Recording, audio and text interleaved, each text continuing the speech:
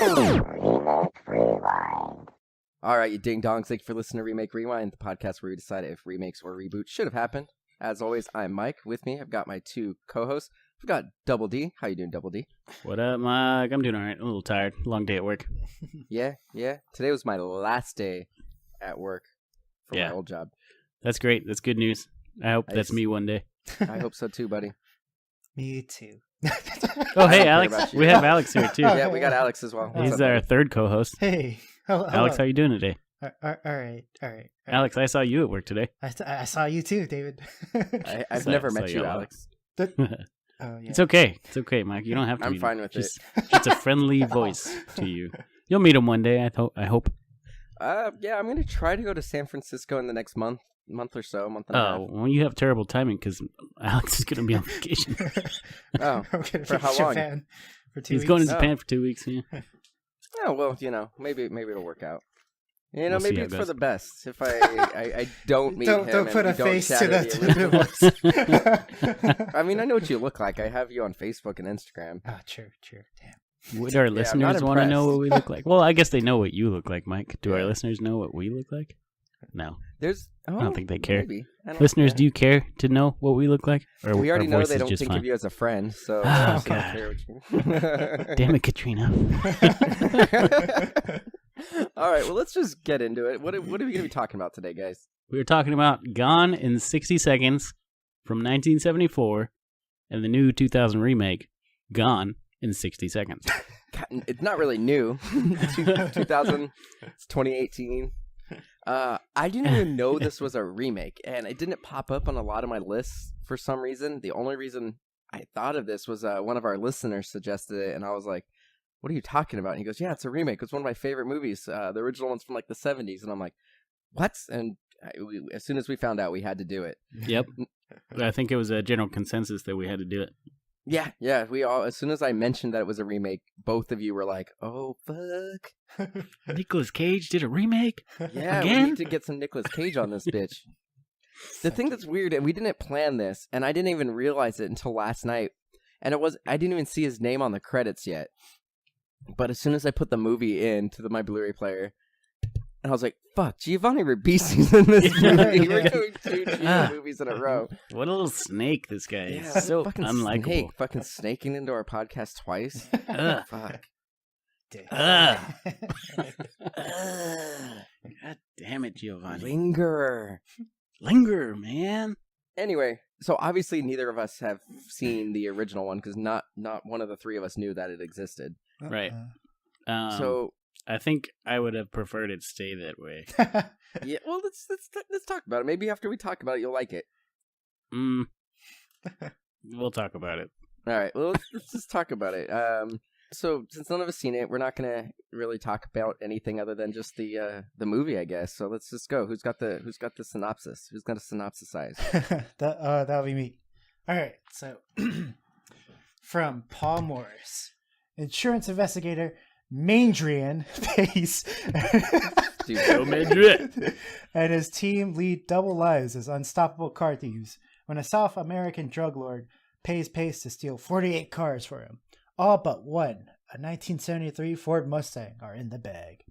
As Pace prepares to rip off the fastback, codenamed Eleanor, in Long Beach, he is unaware that his boss has tipped off the police after a business dispute. Detectives are awaiting and pursue Pace through 5 cities as he desperately tries to get away. Yeah. Oh, that was the end of it? Oh. Yeah. This movie... Oh. The story of the making of this movie is far more interesting than the movie itself. Tell us about it, Mike. So, I kind of think we should just talk about the movie and then go into it. But, I mean, however you guys want to do it. Yeah, let's talk about the movie and then you can explain to me. Yeah, I want my raw feelings for this review. Yeah. So, the one thing we can say is, so the Mandrian... God, this fucking stupid. Mandrian Pace... is played by H.B. Palicki. He wrote it, directed, and starred in this movie. What a guy. He's also Holy an actor shit. in like 5 other racing movies. That's all he does. And like most of his movies, he was like the guy who did most of the stuff. Yep. Yeah, he actually died making the sequel to this movie. And the new Gone in 60 Seconds with Nicolas Cage actually is, a lot of it is based off his sequel, and then they've punched it up. And we'll go more into that because there's some interesting stuff about that movie as well. What are some highlights of this movie, guys? Let's talk about it. Highlights of the movie. I mean, I liked in the beginning when they were talking about like their serial number, serial number schemes. That was pretty interesting. But it was just so weird how they set to it. They would take wrecked cars and then steal a new car of that model and put the serial number from the wrecked car onto the engine. Yeah, on the new car, because 95% of the time the insurance companies wouldn't check. Exactly. So, and it's a really cool scene. So, like, what's weird, and this is one tidbit I will share right away. So, the movie opens with a train wreck. Like, you just see a derailed train, and you see Mangery and Pace drive up to it, and he starts like talking like, "Oh, I hope you guys were insured," and he's like, "Well, I sell insurance, like I can help you guys out," or something like that.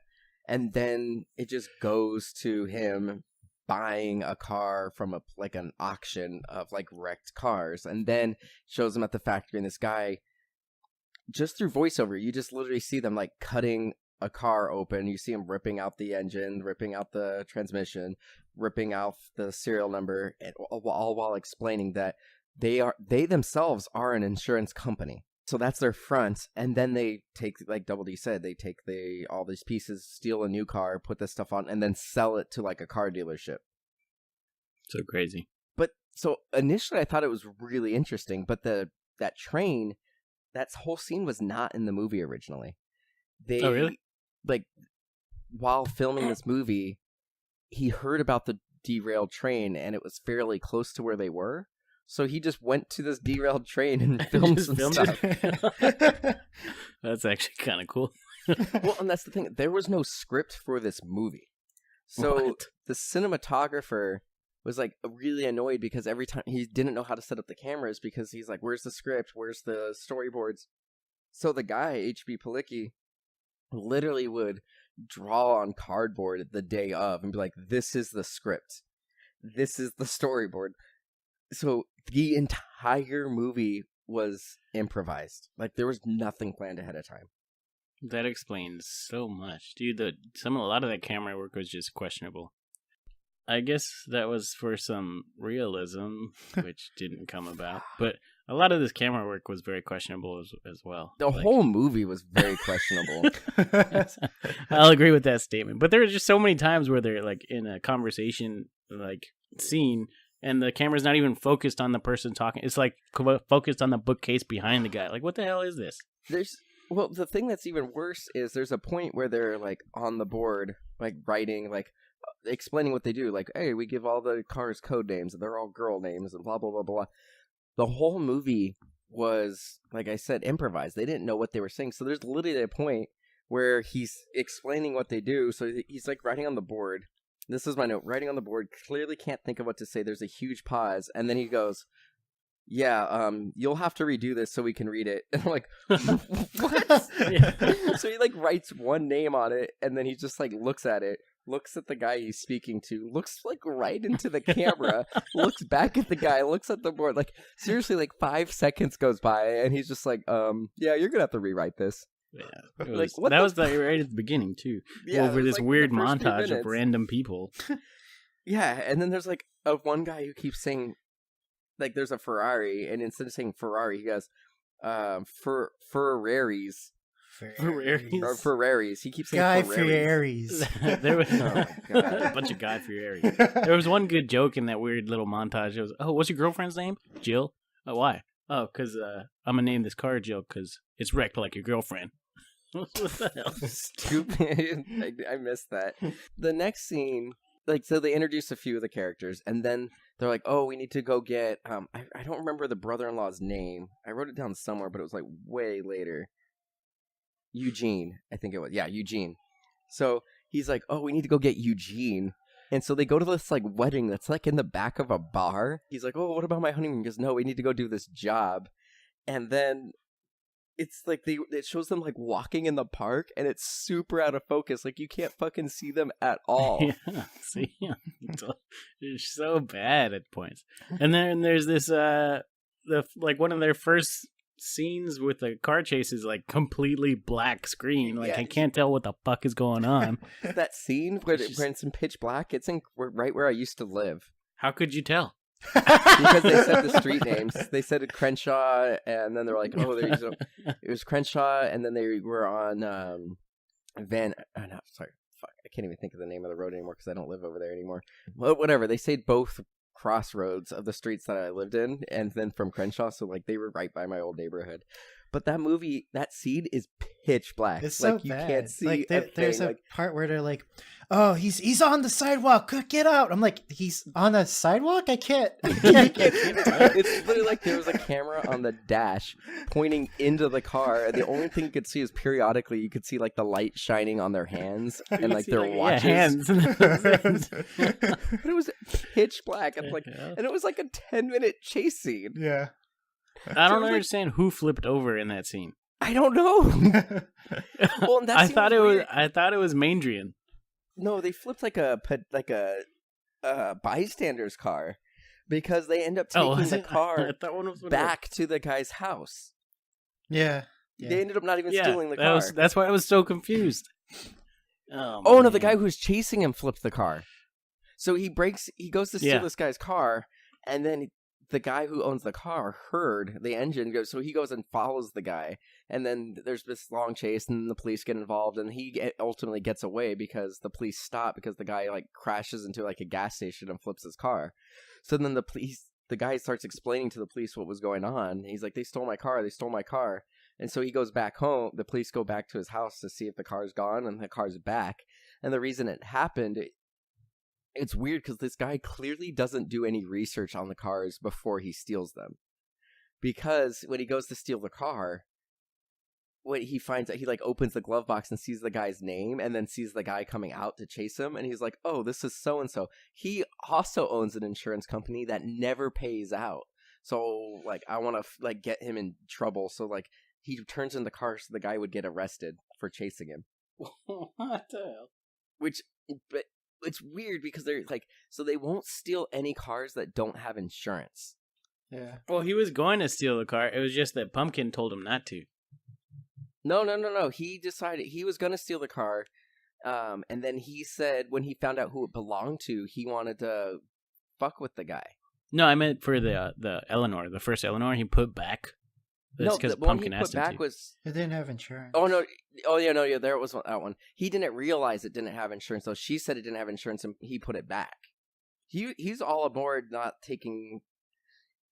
He's got this kind of a code, like a Robin Hood thing. Like he doesn't want to fuck over somebody by stealing a car. Like he wants them to get paid out, so he won't steal a car that's not insured, which is kind of interesting, I guess. Just like that Bronco. That was weird. There's no way that Bronco is on a list.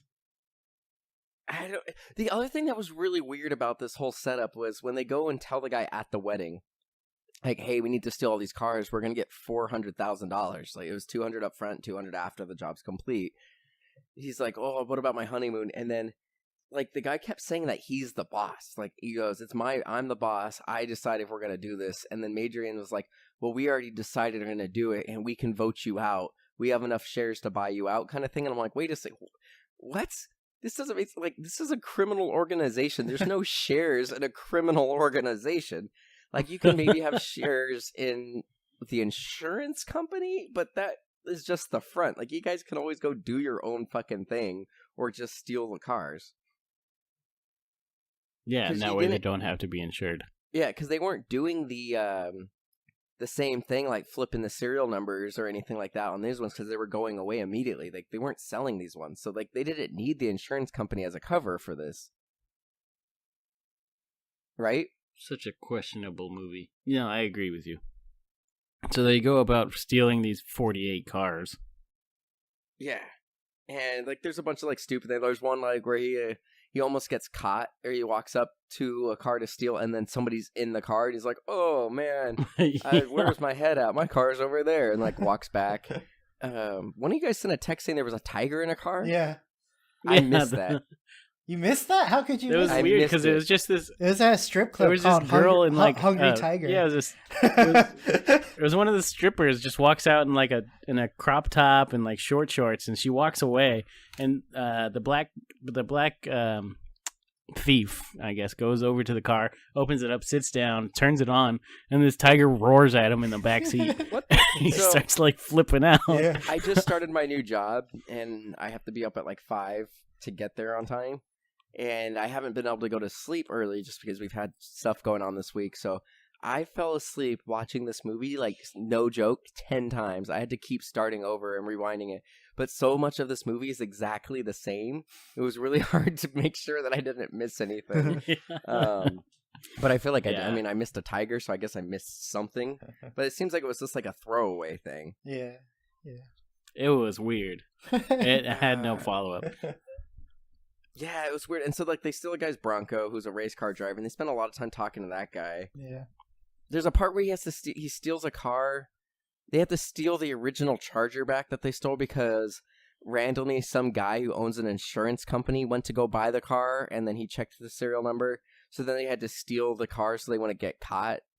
And so he's like, there's a chase scene on a tow truck where he's like towing this car, and then a security guard's chasing him, and he's like following the back car, not the truck. So he's like, the guy would, he's maneuvering as like the back truck is maneuvering. So he's like doing like sways and stuff like weaving instead of just following the lead truck. So like Adrian does this thing where he'll go left then right real quick, so the car that he's towing will swing, right?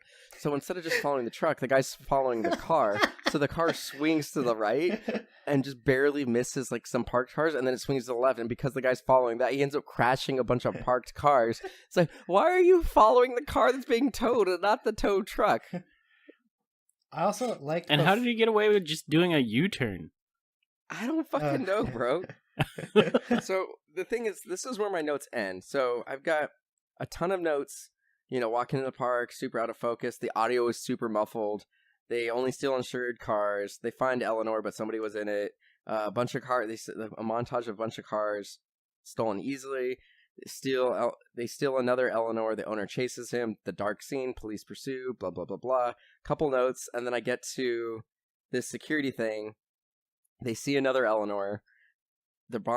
Stealing the Bronco from the race car owner, and then the drug scene, and then that's my only note, because after the drug scene, it's one fucking 40-minute chase scene. So Alex, God. why don't you tell us about this? Hold on, let's talk about the drugs. I just said Alex listening to talk about it. Come on, Double D, fucking listen, bro. Wait, talk about the drugs? Talk about the drug scene. Oh. To be honest, I actually had a hard time following it. So, like, from my understanding, is like there was heroin in the trunk of the car that was stolen, and some Eugene wanted to like sell it as like side money, but Mandrian didn't want any of that, so he burnt the car. Right. So Eugene wanted to sell all this heroin because there was a fuck ton of heroin, and then right when this happened, who showed up? Like somebody else showed up, a cop or another insurance. Yeah, the detective dude. Yeah, so somebody shows up, and there's a little bit of heroin on the floor, so they start the engine and have the exhaust blow the heroin into the air. Oh yeah, they like had him back it up too or something. Right? Yeah. So what ends up happening is they end up burning the cars, and Eugene gets pissed. And because of that, so they have all the cars except for Eleanor, and Eugene gets pissed, and they have this like stupid argument, and like a Adrian says something like "shove it up your hoo-ha." No, it was "shove it up your." I texted it to you guys. I wrote down "shove it up your doodah." No, it was doobob. That's what it was. Doobob. That's what it was. Shove it up your doobob. Oh my god! It was like what? And what's funny is, like, I feel like there's no real swearing in this movie, so I feel like they were trying to keep a rating, but this was rated R. There's a bunch of, like, nude posters on the background. Oh, yeah. So it's like, I don't know right off the bat, stuff like that. God, this movie's fucking weird. Doobob. And then, so he goes to steal so weird. the final Eleanor, and then it's literally a 40-minute chase of just in this 40-minute chase. So they get. Go ahead. So he takes back the original Eleanor, and then Eugene, who's still pissed about the heroin, who's obviously been doing some of the heroin, calls the cops to tell him to watch the Eleanor that he's going to steal, and that's how he gets into the chase. Yeah, so it's just like and Alex, you were at talk. Oh god, dude, it was like half the movie. Yeah, it was a 97-minute movie and one car chase that was over 40 minutes. And Alex and I were talking about it earlier, and they keep saying during the chase, like over the walkie-talkies, reason for chase unknown. Yeah, that cracked me up. But they did know. He stole the car. Yeah. It was Grand Theft Auto.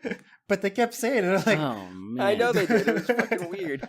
So, like, he just keeps doing stuff, and the cops keep fucking up. And there's two major things that really happen with this. So it's a long fucking chase. The car is getting destroyed during this chase. And so this movie is known for, like, the long jump. Like, before I even watched the movie, I was looking up trivia and stuff for the movie. And there was all this trivia about the jump. In parentheses, like, this is a major stunt for this movie, right? And so they set up a roadblock of a bunch of wrecked cars, and one car is fucking flat and at an angle perfectly shaped like a ramp, and so he literally jumps off of it and then lands, and then he ends up getting away. Kind of like he doesn't even get away. Like, this isn't even like his big escape part. There's a later scene that jumped. Like, I was expecting something crazy, like 100-foot jump, Evil Knievel kind of jump. Regular. He jumps maybe like 20 feet. He's no more than like 10 or 15 feet off the ground. But the funny thing about that, I thought, was that on that slow motion part where they do that, he obviously spins out, and then they do the fast motion, and he just drives away. Well, and it's weird because it had this weird thing that, like, it lasted until like the late 80s, early 90s, and you'd see it like there's that Will Ferrell meme that kind of makes fun of this thing where you have like a picture and then you have basically the same picture or a similar picture up in a corner, and it's like a black background, and then it's kind of like a blurry version of the photo. So there's a point where you see the jump from like 3 angles, so you see all on the same screen, but it's just kind of this blurry, soft focused mix of all 3 angles. He compressed his spine and couldn't work for a couple weeks after that jump. Crap. And then there's another scene where he actually hits like a telephone pole, that wasn't supposed to happen, and he got concussed and then couldn't work for a couple of weeks, which is crazy. And it was because there was inexperience. There's a point when he does crash because they didn't have permits for a lot of this, that a lot of the pedestrians who would come by and start looking at the car, they weren't extras. Like, these were legitimately people who saw a car accident or were concerned. Like, he could have fucking killed somebody. Oh, for sure. Yeah, there were so many scenes in this movie that they were just filming on streets with people walking by. Like, they didn't have permits to do half the shit they were doing. That's crazy. Yeah. Like, that's God nuts. Damn, they're lucky they didn't kill anybody. So I didn't understand any of those scenes with the Billy car. I didn't get that either. Like, there was, so throughout this 40-minute chase, it kept cutting to this car with a bunch of, like, African-American teenagers, like, smoking weed, and, like, he hits them at one point in the car, and they're just, like, talking about how their night's ruined because their car is ruined, and how are they going to go to a party and get pussy in this fucked up car kind of thing. And it spent probably 10 minutes on them throughout the 40 minutes. It was really weird. Yeah, it was weird. And basically the way this movie ends is he does, after the jump, he does get enough of a lead to get away from the cops where he sees another Eleanor in a car wash, pretends to be the manager of the car wash, and says, hey, you know what, we missed a spot, we're gonna have to wash the car again, go to the manager's office and just wait. So then he steals her car, puts his car in the car wash, and then she freaks out, and then the manager gets arrested because this guy is wearing disguise. Throughout the whole movie, he's wearing disguises, and this particular time, he's wearing a gray suit and a wig to make himself look like an older man. And so the manager is an older man with gray hair, a gray mustache, and a gray suit. So this guy ends up getting arrested instead of him, and then he just drives off to the sunset. And that's basically the movie. I also like that the cop like ran up with his gun because like he pulls up. He's like, "Oh, how do I get to this harbor freeway or something like that?" And he's like, the cop like he like walks away and he's like, "Oh wait, shit!" And he starts running with his gun. And he's like, "Oh, you want to keep following this lane?" Yeah. It was like a fake out, like he's gonna stop him. So, I want to ask you guys a couple questions. How much do you think this movie cost to make? Probably more than I expect because like there are like so just many guess. cars. Just throw out a number. Now think it's 1970, so the number like the amount of money back then would seem significantly smaller than it would be. But like I just want to see what you guys think. I don't know, like 38 million. What the fuck? No movies cost that much money back then. 38 million today is still, like the budget for like a big budget comedy. No, this movie cost $150,000. What? Yeah, $150,000. Now, granted, this was the 70s, so $150,000 back then is a lot more than it is now. 38 million. No, kidding, man. Guess how much money this movie made? Not half that. $40 million. What? So, to put it in perspective, you're closer the first time. I'm gonna blow your fucking minds, guys. I'm gonna blow your goddamn minds. You ready for your minds to be fucking blown? Compared to other movies we've done on our podcast, so The Longest Yard, which Alex you didn't cover, but Double D you did. That movie, we've talked about how it won like a Golden Globe and an Oscar for like best comedy or something like that, or best comedy or musical. It's a garbage movie. We both agree. But would you say the original Longest Yard is a better movie than this? Yeah? Yeah, for sure. Okay. So that movie only made $43 million and was the number 6 movie. So I looked up a couple different websites to see like how it was ranked because for some reason The Longest Yard didn't show up in every category, every ranking, and this movie didn't show up in every ranking. So I did a range. So that movie, that year, is the same year that The Godfather Part 2 came out. Hey. Considered one of the best movies of all time. Guess how much money The Godfather Part 2 made? I don't know. $47.5 million. And this made $40 million. So the number one movie that year... The number one movie that year was Blazing Saddles, and that was 119. The Longest Yard was ranked anywhere from 6 to 10, depending on the list that you looked at. The Godfather ranked 5 to 7 depending on the list that I looked at for, box office, because box office wasn't reported the same way it is now. But this movie would have been ranked anywhere from rank 9 to 10. So this was one of the top 10 highest grossing movies of 1974. That's crazy. This movie was a bona fide hit. Like, this was a blockbuster, one of the most profitable movies of all time at that time. You were right, Michael. What my mind is blown. Fuck, indeed. Holy shit, my mind was blown when I saw this, and I've never even heard of this fucking movie. What the hell? Holy shit. Holy shit. And, like, for a movie that had no script, everything was improvised. Like, we both mentioned, like, how the dialogue was a little, like, muffled at points. Like, there are times where they completely ADR over. There's times where, like, what they say doesn't match what they're saying, like clearly doesn't match what their mouths are moving.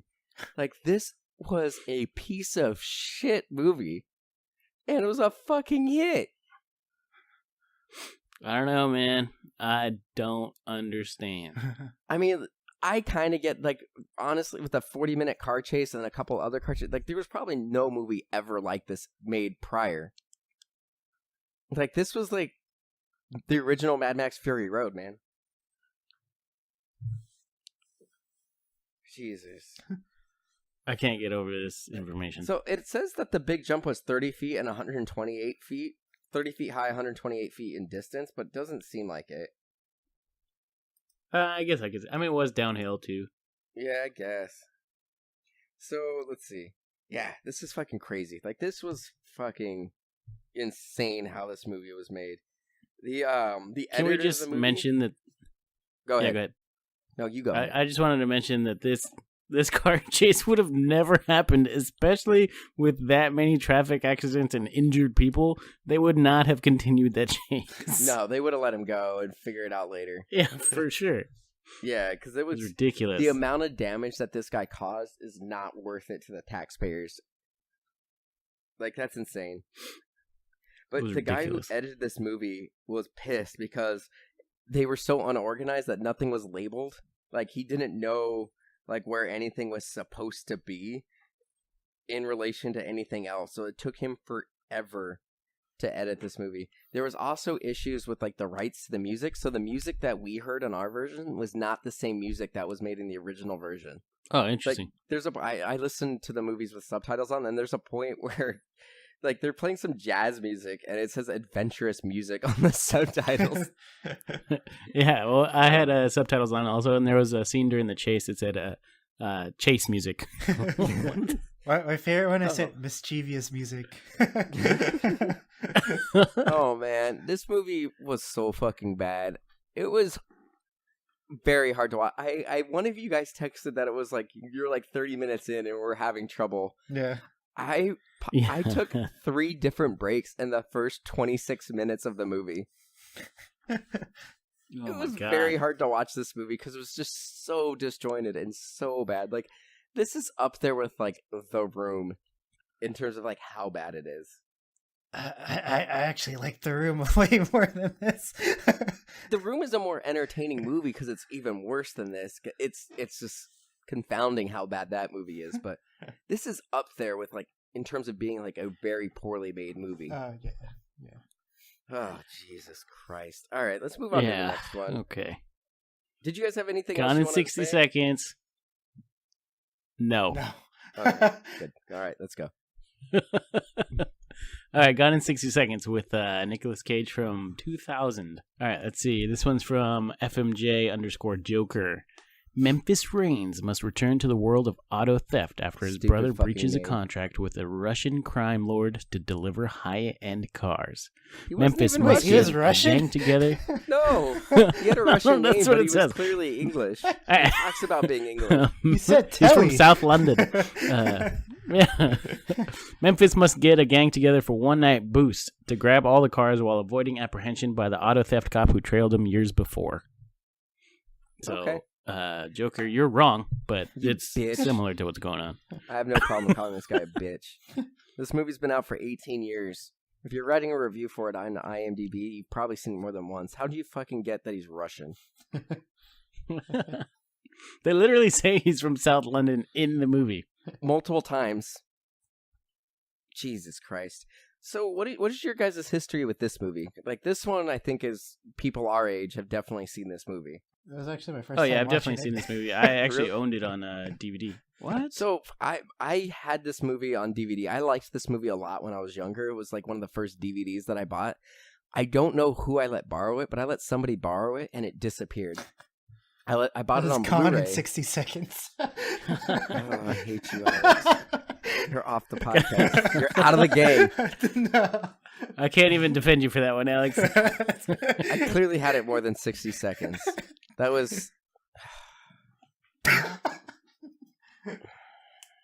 Anyway, I bought it on Blu-ray when it came out, and this one I didn't let borrow, but somebody stole this one. Like, it was gone, so I bought this again a couple weeks ago. Like, so we knew we were going to cover this before. It was between covering Old Boy and Flight of the Phoenix. It was when we decided we were going to cover this next after Flight of the Phoenix. So I bought this Blu-ray a couple weeks ago. So I've bought this movie 3 times. Worth it? We'll talk about it. So I remember Angelina Jolie being in this movie a lot more than she actually was. She's not in it very much. No.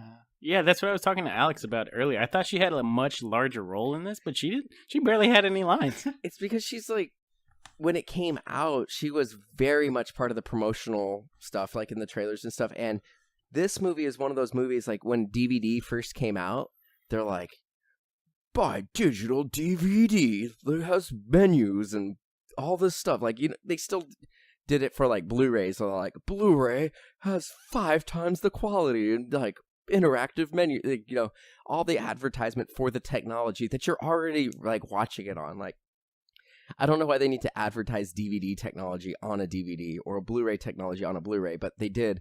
And Gone in 60 Seconds was constantly in those little, like, buy DVD loops. And you'd always see Angelina Jolie, like, looking at the camera, doing that little wink.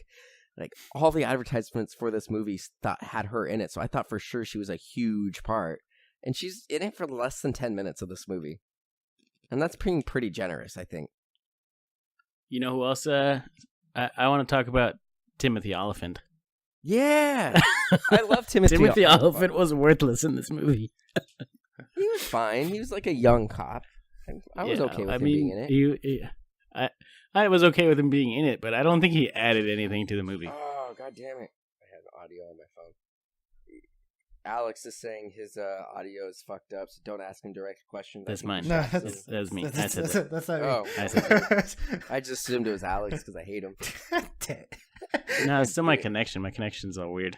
Oh, well, you're a bitch. Yeah, So, well, I'm still here. What are some highlights for you guys? Tell me what you like about this movie. What you not like? Give me the details. I want to talk about Nicolas Cage and how into this role he was. It was weird because he was very Nicolas Cagey in certain points, but then he was also pretty mellow at certain points. Like, there was only a few points where he got super, like, over the top. The lowrider scene. The lowrider scene is like right before they, like, so before they, what's weird is so they have like 5 days to do this, and it takes them like 4 days to like prep and get ready. So they have to do all these like cars in 24 hours, right? Yeah. And they wait until night, so they really only have like 12 hours to get all these damn cars. And before they actually go out, and he does a little pep talk, he's like, wait, they do this like little dance to lowrider. And then he's like, let's ride. And he does this like weird little dance before he does it. There's another scene where he's super Nicolas Cagey, where when he finally brings Eleanor to the end, like this is the end of the movie, he's got all the cars, he's late by 12 minutes, and the bad guy, Calitri, played by, I always forget his name, Chris Eccleston?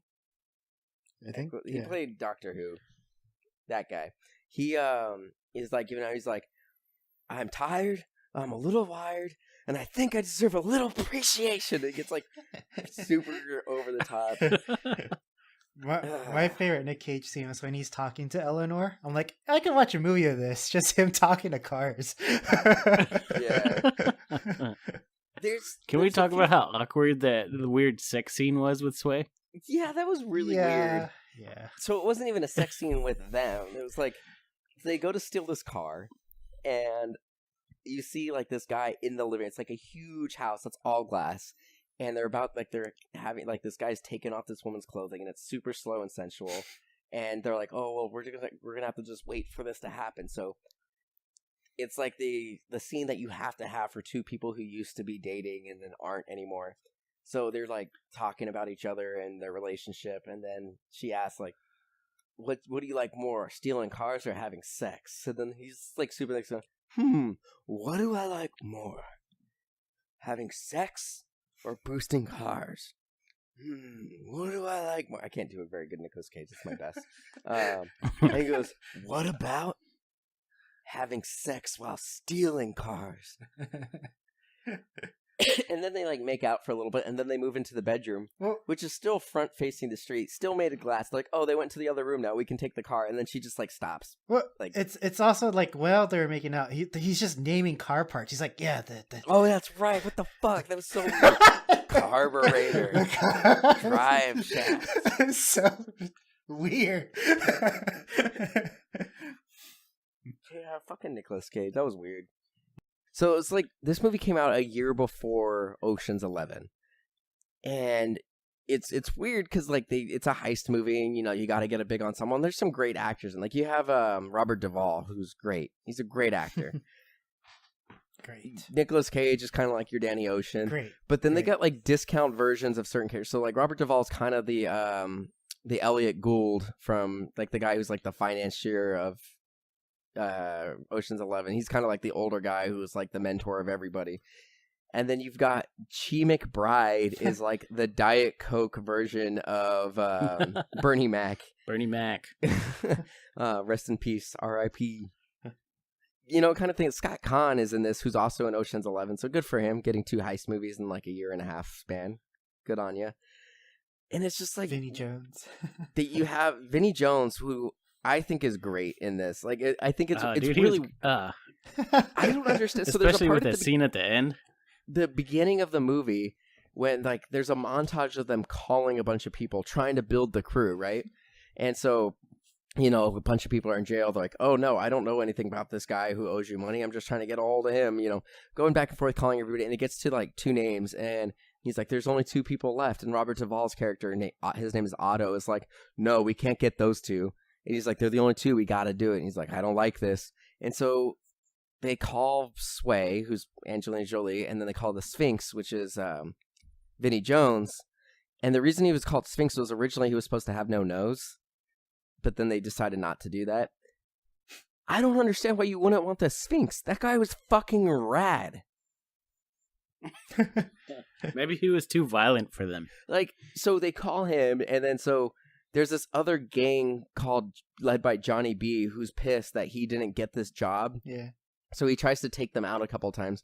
So these guys like ambush Nicolas Cage, and Nicolas Cage kind of fights them back, but it's a very poorly choreographed fight scene. Like, it was really awkward. But then Vinny Jones comes and just fucking whoops all kinds of ass and blows up their cars. What I like is that like 7 other cars are on fire at the end. I'm like, did he also gas those cars? Like, fire? No, they just exploded and caused fire to the other. But then there's another scene where they're stealing cars, and it's the same parking lot from The Dark Knight. The beginning of The Dark Knight, where he jumps down that round parking lot. Uh-huh. He steals a car, and like these cops come, and he's in this big ass Jeep, and he like just literally rams the police down this entire spiral all the way down, and then rams them till they fall over, and then he just drives out. He like he was a fucking badass.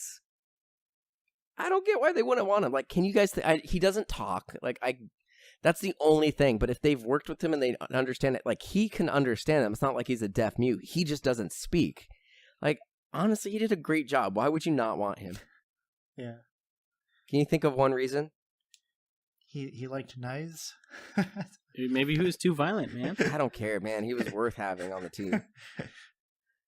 But then at the end, like you guys said, like, so they pull like a Jay and Silent Bob kind of thing, where at the end of the movie, this guy who doesn't say any lines says something just deeply profound. Where, like, so one of this character, so there's this one character who's kind of like the Seth Green character from The Italian Job, who's like the hacker guy, and he's like young and everything, and so everyone's trying to like, no, you can't go boost cars, it's dangerous. And then this guy shows up and makes his shit go wrong. He ends up getting shot. And so at the end, they're like, oh, poor Toby. And then Vinny Jones says, I wrote it down. Where is it? Oh, maybe I didn't write it. But basically, he does this eloquent speech where he's like, you guys say poor Toby, but if his accident causes you guys to change your life and get out of this career of being a criminal, then I say, if that's what it takes to get you guys to be honest, then I don't say poor Toby, I say poor us, or something like that. It was just like super eloquent. And then he's English, and he was using his like Cockney accent. So they're like, bro, I thought you were from Long Beach. I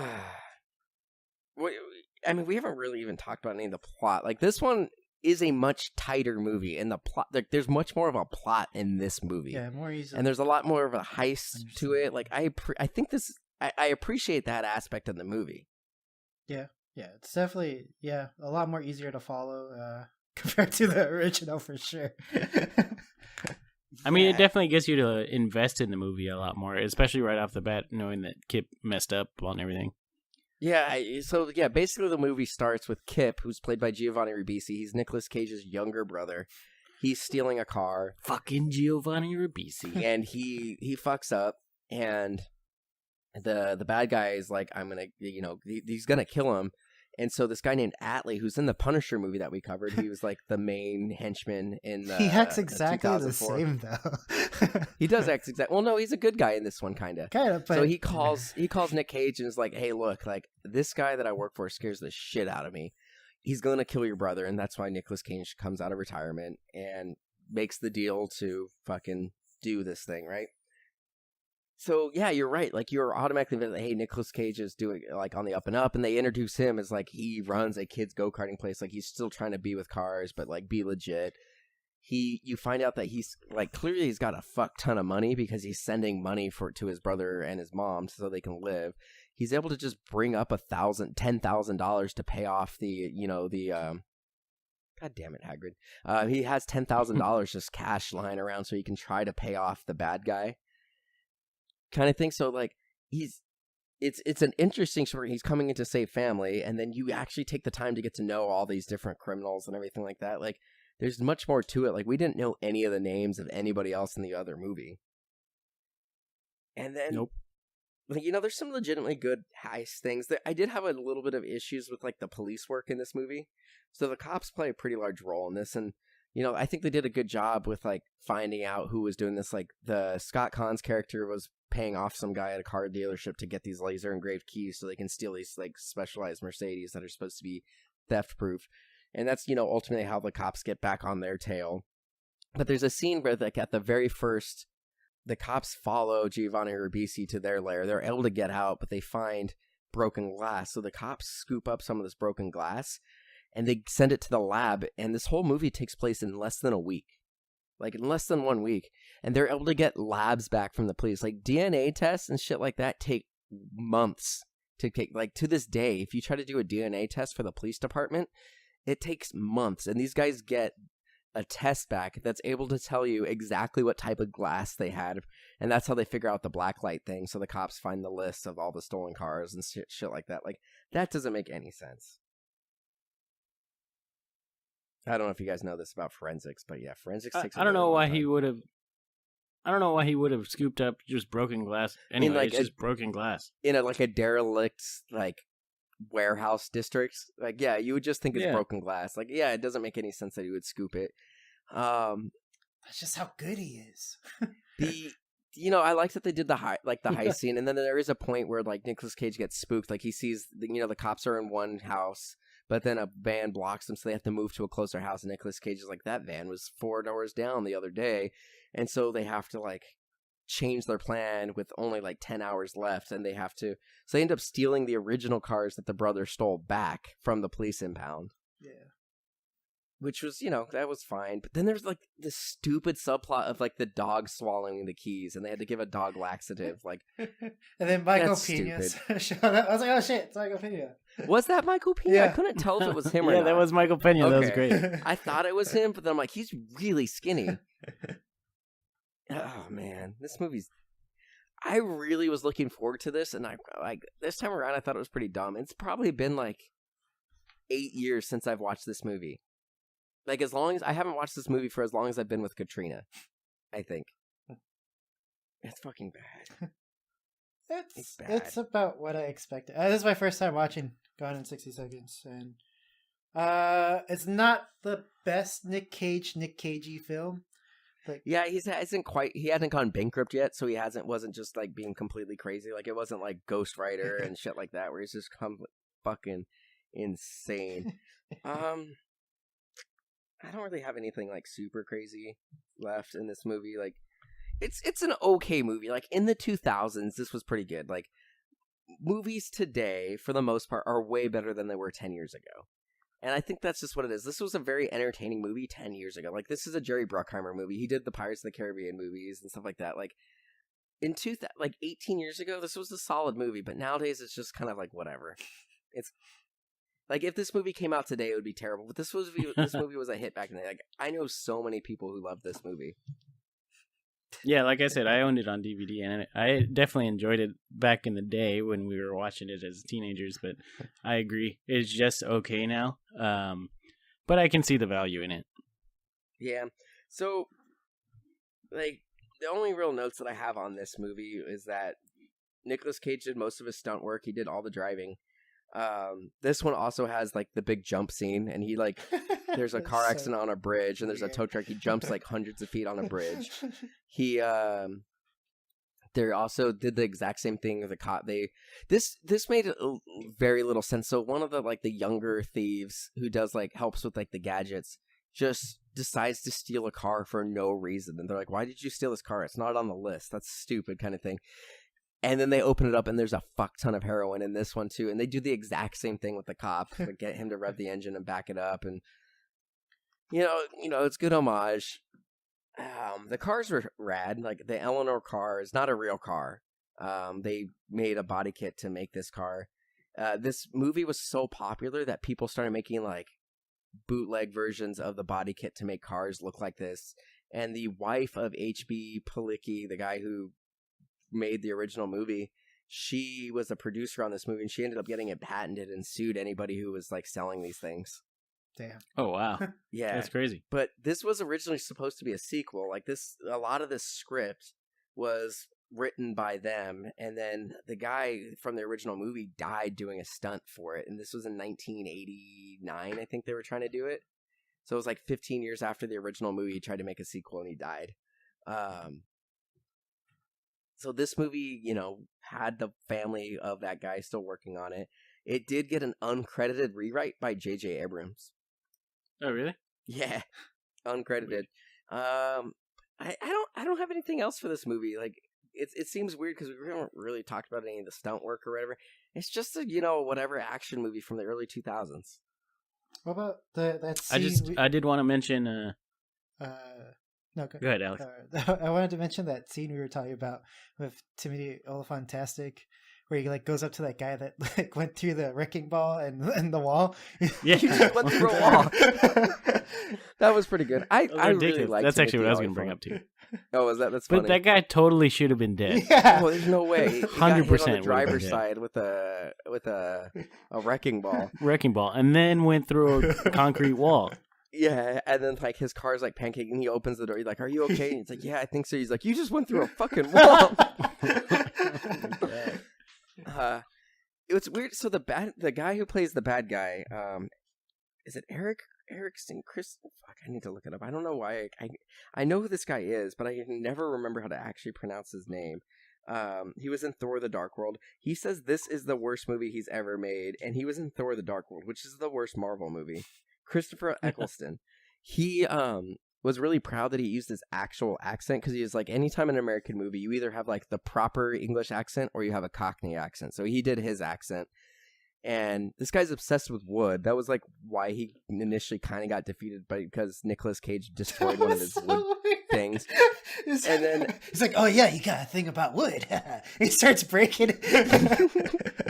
Yeah, that was weird. And then I totally remembered Timothy Olyphant's character dying in this. I thought he got shot and killed, but I was wrong. There is a point where Castlebeck is gonna get shot, and Nicolas Cage just like tackles the bad guy, and then he falls over this railing, and he falls like hundreds of feet, and then like lands on his like own coffin that he built, and this like breaks his back. But before he did Doctor Who, people would always see him and like, "Oh, you're from that Gone in 60 Seconds movie," kind of thing. And he says people would always tell him how bad the movie is. And fucking people loved this movie in 2000. He's so full of shit. Like, it drives me crazy. Like, I just actually read an article today from in an interview with Ethan Hawke, right? And he's a good actor. He's mostly does independent films now, but he was another one of those like elitist actors like bashing superhero movies, saying that they're, you know, people should go see art movies and stuff like that. And I don't think it's not that I don't think people should go see independent films and go see dramatic roles and stuff like that. But like all these dramas that Ethan Hawke is in that aren't like independent films would not get financing if there wasn't movies like this, right? And people go to the movies for escapism. They want to be entertained. Like, if you want somebody to go watch an independent film, like, don't be upset with people who go and spend $20 to go see like an Avengers movie. Like, they know that's going to be fun and entertaining. But this guy, he was just like, people should spend money on independent films. It's like, one, it's hard to go see independent films. Like, unless you're in Los Angeles, San Francisco, New York, Boston, like big cities, you're not getting independent films in your theaters. But even if you were, like, get upset with people who run not movie theaters, but like our distributors, because I'm sorry, I don't want to go spend $20 on some movie that I don't know if it's going to be good or if it's going to be weird. Like, I want to go spend $20 on a movie that I know I'm going to at least be entertained by. Like, I don't know. I get tired of people like Ethan Hawke, this Christopher Eccleston, who like bash movies that are like popular movies. And then this guy went on to go do G.I. Joe and Thor: The Dark World, and he's gonna say that this and bash this movie and say it was his worst movie. Like, dude, you were a non-working, like, you came from England, you come to America, and you're in a big budget action movie with Nicolas Cage. In the 2000s, Nicolas Cage was a huge actor. Angelina Jolie is in it. It's a Jerry Bruckheimer. He's one of the biggest producers in Hollywood, and you're gonna bash this movie, you elitist prick. Sorry, I just went on a rant. I just don't like when people bash popular movies just for the sake of, like, you should go see art. Mike, and it's like, let it all dude, out, make man. was that? Yeah, sorry. It's okay. Let it all out. Yeah, fuck elitists. Out. Fuck the 1%ers. Fuck the police. No, I'm just kidding. I guess it's just like the roundup time. Like, what do you think this was a necessary remake or it needed to be made? Yes, I think it did. Yeah. I honestly, without knowing, like, I didn't know that it was a remake initially, so, like, I was kind of going into it like, maybe not. I don't know. Like, a lot of times you don't need it, but seeing how initially watching that first movie, like, so I didn't look at how much money the original made until after I watched it. So I'm like, while watching that movie, I'm like, why the fuck would you remake this movie? I'm like, the only way I can think about it would be if, like, the original person who made it wanted to do it, or if they're like a producer was just a big fan of that movie. But then finding out that this was a huge fucking hit, and I'm like, okay, I can see why they wanted to do it. So was it necessary? No, but if you're gonna remake a movie, like, this movie was different enough. It changed some major things. It was visually, at the time, it was visually interesting and it was cool. So I definitely think this is a worthy remake after watching the original. I think it's been a while since it's been a definite yes like this. Well, for me, this was like a definite yes, but it's a definite yes once I find out how popular the original was and how bad it was. Like, seeing how bad it was and how popular it was, it makes sense that they would remake it. And this is a better movie. Yeah, for sure. Yeah. So I'm going to say yes. Say. You want to elaborate at all, Alex? No, I don't care. All right, so I forgot to announce this on the Fly to the Phoenix episode, but we did have a winner for our YouTube giveaway. It is Julie Mendez, so she's going to be getting a autographed copy of a movie that we covered on this podcast, an autographed copy of a movie that we covered on Ruin My Childhood, and then she's going to get some artwork. So thank you for subscribing, liking, commenting on our YouTube channel. Here's a plug for our YouTube. Go check us out on YouTube. Links are in the description below.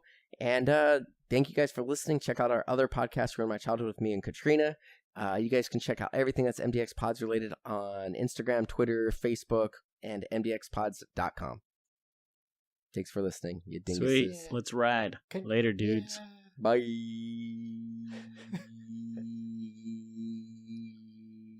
I'm done.